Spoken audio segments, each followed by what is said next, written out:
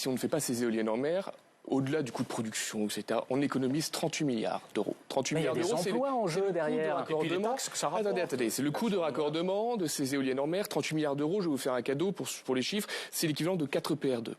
À peu près. Vous en êtes sûr de ça quand on voit le dérapage du coût de l'EPR de Flamanville? 10 milliards par EPR2, c'est quand même pas mal, hein. C'est assez large. C'est à peu près 4 EPR2. 4 EPR2, c'est environ 40 TWh par an, 40 TWh par an que ces éoliennes en mer ne produiront jamais par an.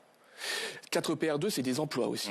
C'est à peu près 1000 employés par EPR, etc. Je n'oppose pas les EPR aux éoliennes, on a besoin des deux. Mais je vous donne juste ce qui est plus efficace économiquement et ce qui permettra d'avoir le plus faible coût d'électricité, et donc le plus fort pouvoir d'achat pour les Français, la meilleure compétitivité pour les entreprises, etc.